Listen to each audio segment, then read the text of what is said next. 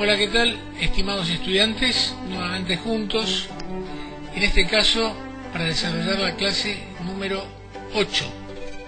En esta clase vamos a abordar el tema de identidad y el concepto de sí mismo, en relación al yo que ya hemos venido hablando.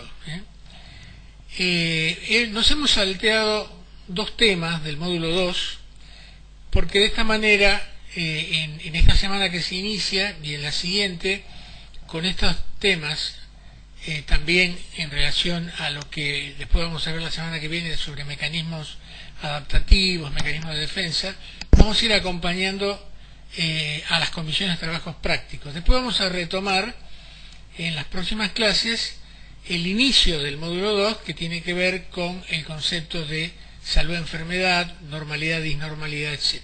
Bien, pero vamos al tema de hoy, la identidad personal.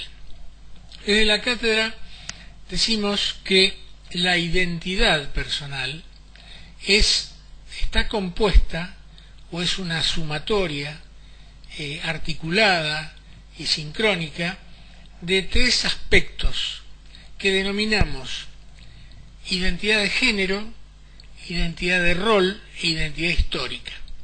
Esto no son tres identidades distintas, son tres aspectos de una misma identidad. Definimos como ustedes podrán ver ahí en esa imagen, la identidad de género como los aspectos relacionados con el género y los emblemas de la sexualidad. Esto, evidentemente, más allá de tener un carácter universal como concepto, tiene particularidades muy diferentes en función de las distintas culturas, de las distintas creencias, de los contextos culturales, sociales y demás. El segundo aspecto, muy importante también, de la identidad personal, es lo que llamamos identidad de rol.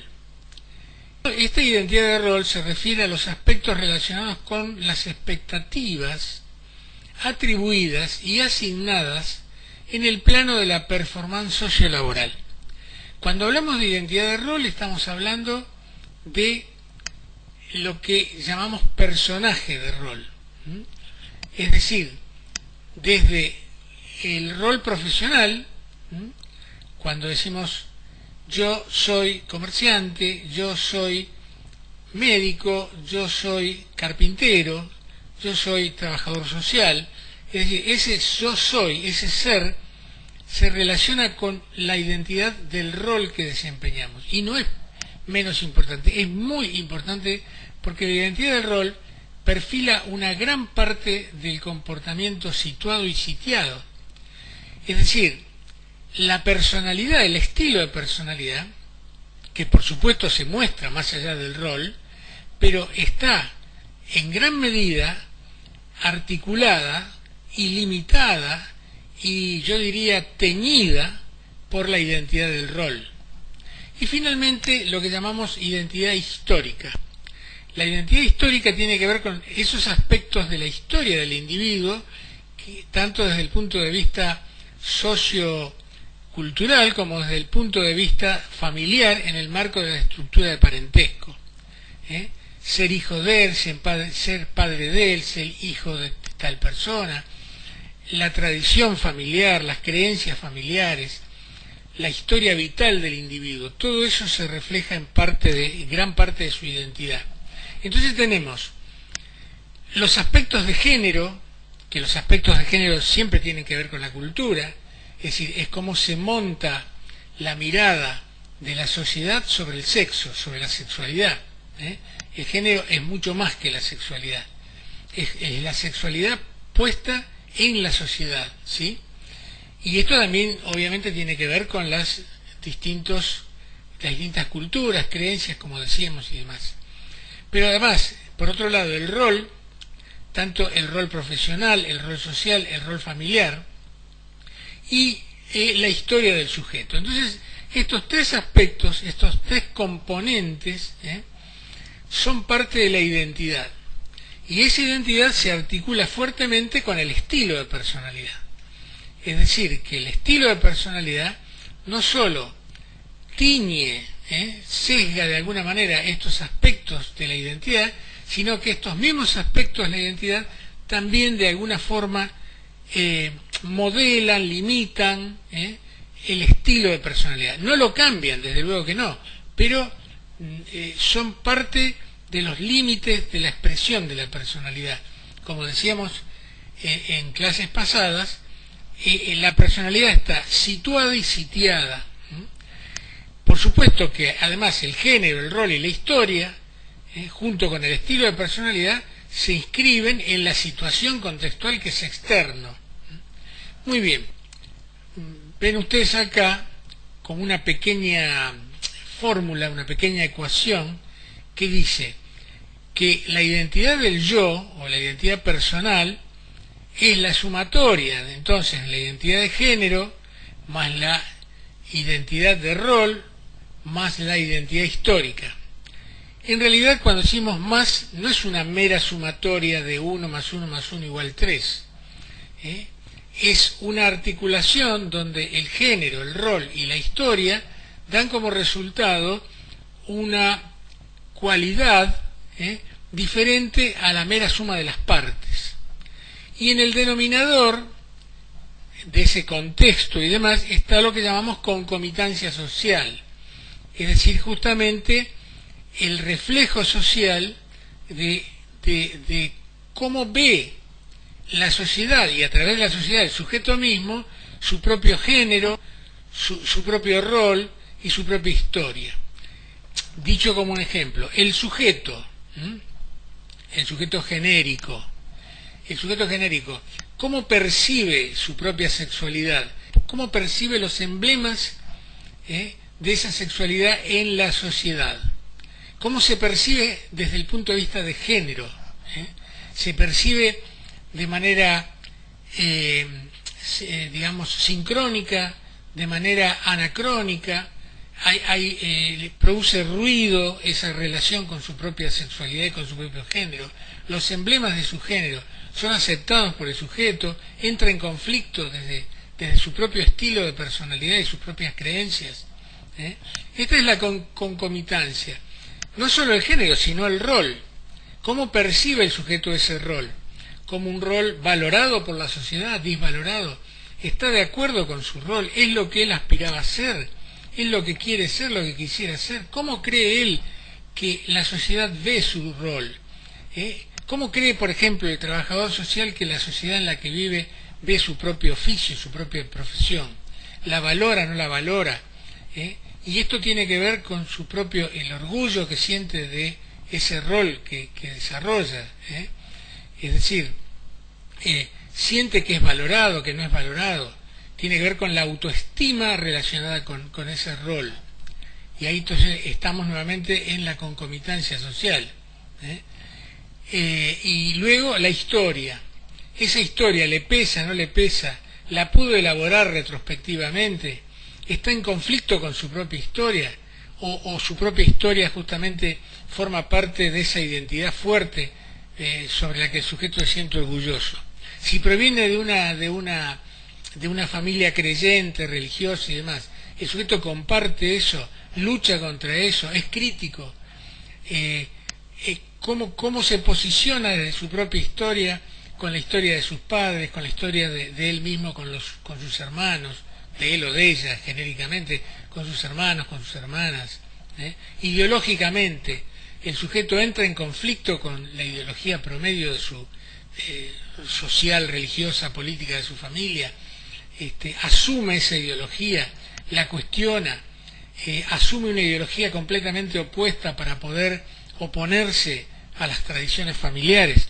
Esto se ve mucho en la adolescencia, que es una etapa muy crítica, donde para reafirmarse el adolescente debe, digamos, buscar su propia tribu, su propia relación con sus otros adolescentes, compartir esas culturas contingentes desde el punto de vista de sus creencias, de sus líderes, etcétera, y además, por lo general, entra en profundas contradicciones con la educación recibida, con las creencias de sus padres, de allí que en general el adolescente tiende a ser contestatario, más allá de los contenidos de esas posturas contestatarias que después irá elaborando en mayor o menor medida con el tiempo, con su desarrollo, con su maduración, con su crecimiento, etcétera, etcétera, y verá cuánto de esas creencias son adecuadas, son ciertas, no son ciertas, son concomitantes, sincrónicas con la historia del mundo, de su propia sociedad, y las irá ajustando en todo caso. Las modificará, las actualizará, algunas permanecerán, otras no, etcétera.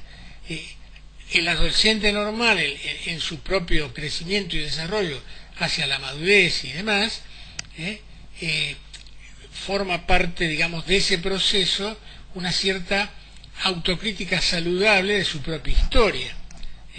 Nadie piensa y se relaciona con el mundo de la misma manera a los 17 años que a los 40. Esto no quiere decir que sea ni peor ni mejor, en todo caso es un proceso de adaptación crítica que en algunos casos no implica de ninguna manera renunciar a los valores éticos y morales, pero sí adecuarlos a ciertos criterios que tienen que ver con la realidad, con los diagnósticos del cambio de esas realidades, etcétera, etcétera. Pero bueno, este es un tema fascinante que tiene que ver con la psicología social, con la psicología individual, que tiene que ver con la filosofía, etcétera, etcétera. Bien, dicho esto entonces, pasamos ahora a otro tema, vinculado por supuesto siempre con el tema de la identidad, que es el tema de la relación entre la identidad y el concepto de resiliencia, un concepto que ustedes seguramente han escuchado en más de una oportunidad,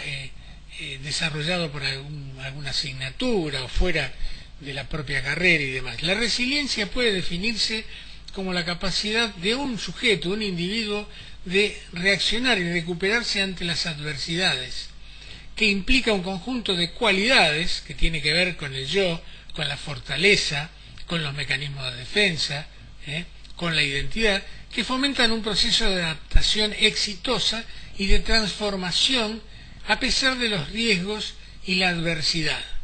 Esta es una definición genérica que nosotros en este caso tomamos de Bernard, pero en general esta es una definición compartida, digamos, por la mayor parte de los investigadores. En relación a la identidad, la resiliencia debe ser considerada en función de cómo y de cuánto afectan los factores de riesgo con especificidad a cada aspecto de las partes de la identidad personal. ¿Qué queremos decir con esto? Que la resiliencia justamente puede ser definida como mayor o menor, no en sentido global, sino también vinculándola con los sesgos de la identidad de la que hablábamos recién. Es decir, cuando hablamos de resiliencia, hablamos de resiliencia vinculada al género, vinculada a la historia del sujeto, vinculada al rol, etcétera, etcétera. Muy bien, ustedes, vinculados con este tema de identidad, empatía y simpatía, tienen un video muy interesante que, como van a ver ahí, se denomina Entre tú y yo, la empatía.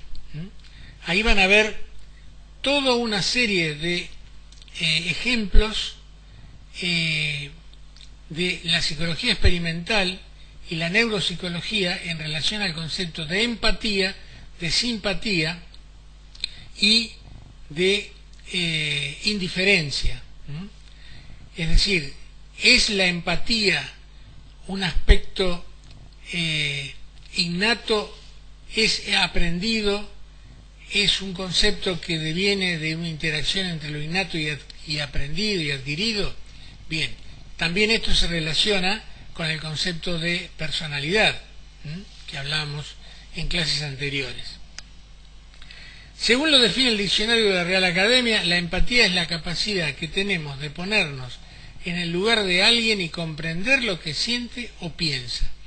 Evidentemente, cuanto mayor es el lazo que nos une con el individuo con quien empatizamos, mayor será nuestra comprensión de sus emociones.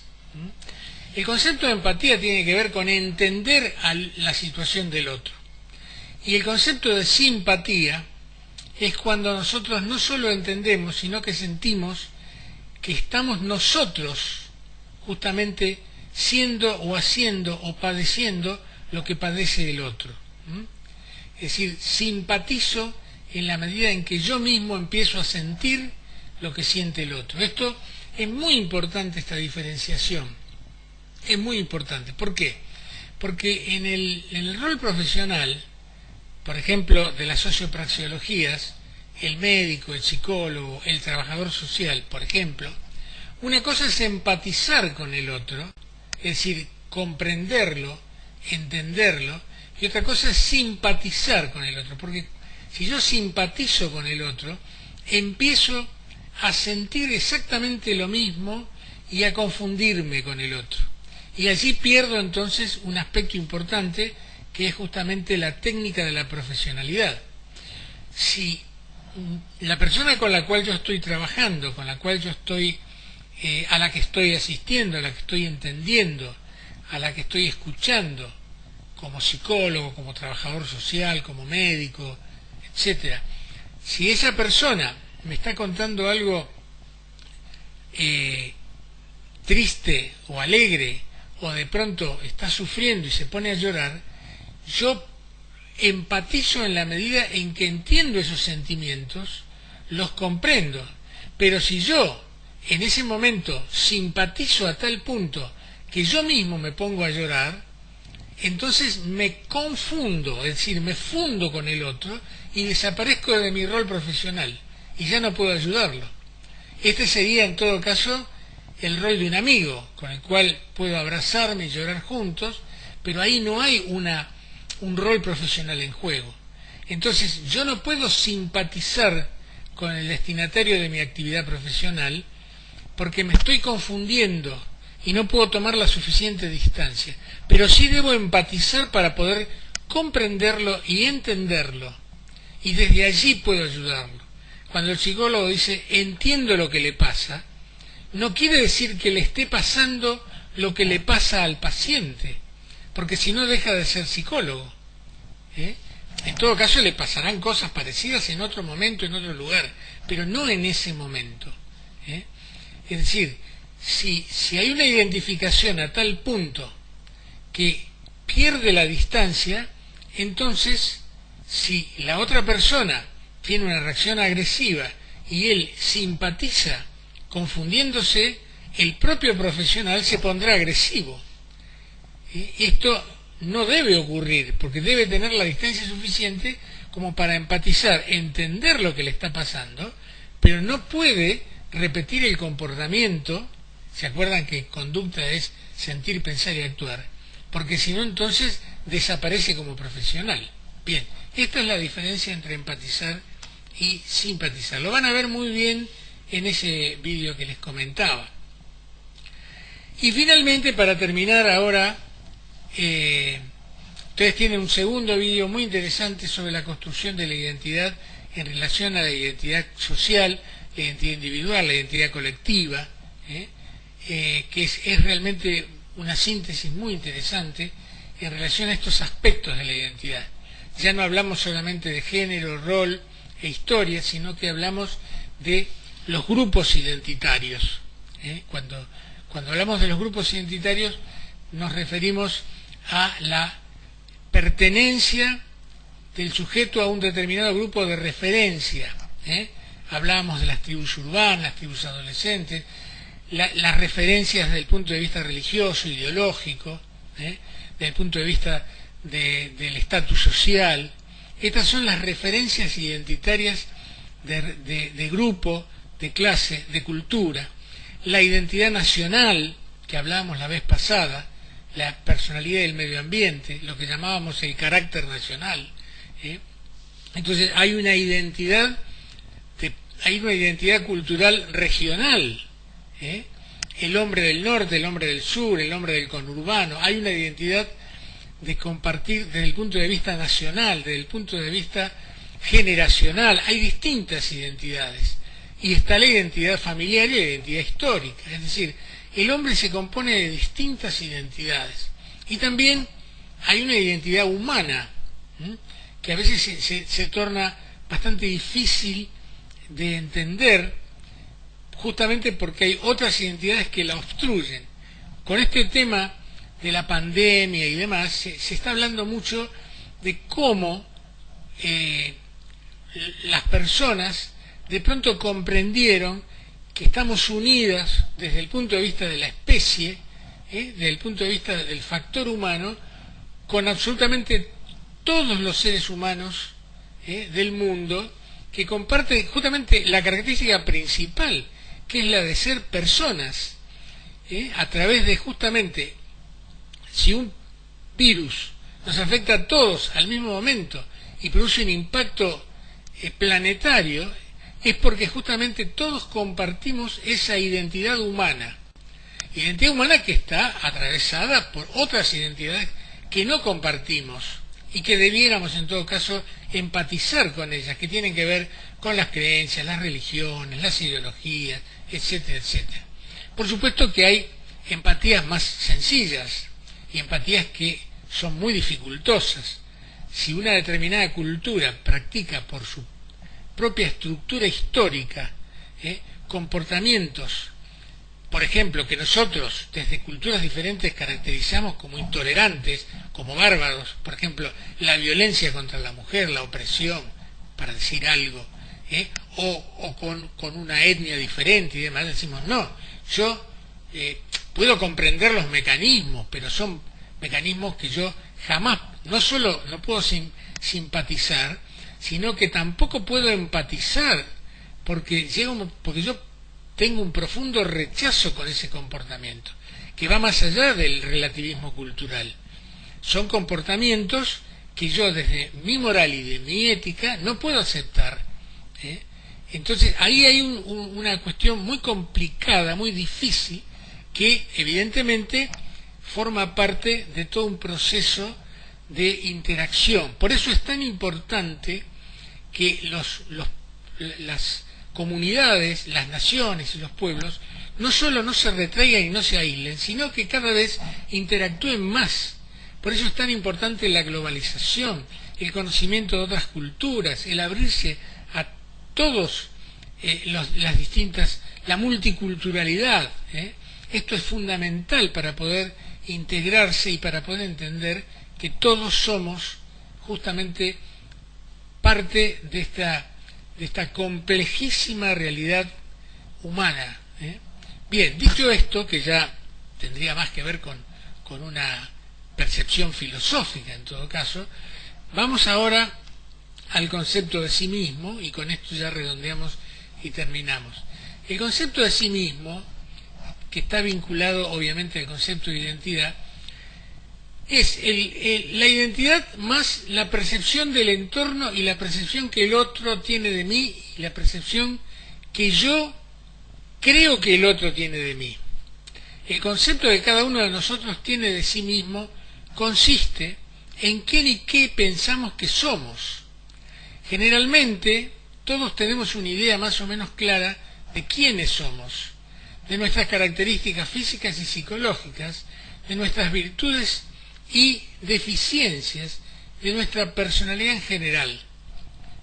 Este sí mismo, este cómo vernos. Pero además hay algo más.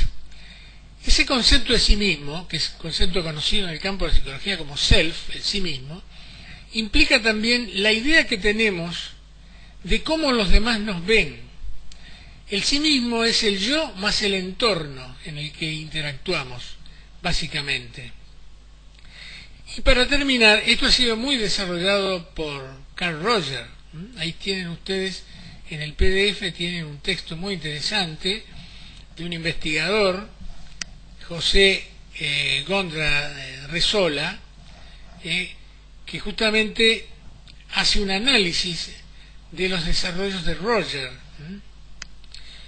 Dice Resola, la teoría de la personalidad de Rogers está construida en torno a este concepto fenomenológico, el cual constituía también el centro de su concepción del proceso terapéutico. Podríamos definir que la estructura del sí mismo es una configuración, dice Resola citando a Rogers justamente textualmente, una configuración organizada de las percepciones del sí mismo que son admisibles a la conciencia. El sí mismo se compone de elementos tales como las percepciones de las propias características y capacidades, los perceptos y conceptos de sí mismo en relación con los demás y con el medio, las cualidades de valor que se perciben como asociadas con las experiencias y con los objetos, y las metas e ideales que se perciben como poseyendo valor positivo o negativo. Es por tanto, dice Roger, la pintura organizada existente en la conciencia, bien como figura, bien como fondo del sí mismo y del sí mismo en relación juntamente con los valores positivos o negativos asociados a estas cualidades y relaciones, percibidos como existentes en el pasado, el presente y el futuro. Roger, como van a ver ustedes en el vídeo del yo, trabaja mucho como terapeuta, que fue también, con lo que él llamaba la terapia centrada en el cliente, o la terapia centrada en el paciente. Él lo llamaba la terapia centrada en el cliente. Esta idea del sujeto como que se autorregula en ese sentido. Bien, entonces, en síntesis, tenemos los conceptos de personalidad, los conceptos de yo, el concepto de identidad y el concepto de sí mismo. Y el concepto de personalidad ustedes saben, es un concepto que tiene que ver con lo innato y con lo adquirido y que se va desarrollando y que aparece fundamentalmente definiéndose a la salida de la adolescencia. Dentro de eso tenemos un concepto virtual que es el yo como instancia, instancia donde reside la identidad. La identidad que está asentada en el yo es justamente quién soy. El yo tiene otras funciones, la función de regular la relación entre el afuera y el adentro, de tamizar justamente las enseñanzas y los valores de la sociedad que vamos internalizando, de regular los impulsos instintivos, etcétera, etcétera. Pero la identidad tiene que ver justamente con esta idea de quién soy. Ahora bien, fíjense la paradoja, y el sí mismo es la identidad más la percepción del afuera y cómo yo me voy construyendo en función de cómo pienso que me ven los demás. En este sentido, cuando hablamos del carácter, fíjense qué cantidad de conceptos, ¿no? El carácter, que era el antecedente sobre el que se construía la personalidad, ese carácter se va construyendo en función del sí mismo. ¿Por qué? Porque de cómo reaccionan los padres ante los impulsos del niño, eso va construyendo el carácter. Si frente a los desmadres, fíjense la palabra, desmadre, frente a las demandas del niño, la madre o el padre lo contiene, el niño se autocontendrá. Ese sí mismo tendrá que ver con soy una persona autocontenida. ¿Por qué? Porque cuando estoy llorando, mis padres me abrazan, me contienen. Eso lo van a ver mucho en este vídeo sobre la empatía. Pero si cuando yo lloro de pequeño, porque me lastimé, porque me caí, o porque tengo hambre, porque me duele algo de mi cuerpo, mi madre grita y llora y dice, me desesperas, o se angustia más que yo mismo, yo me voy a asustar de la angustia de mi madre.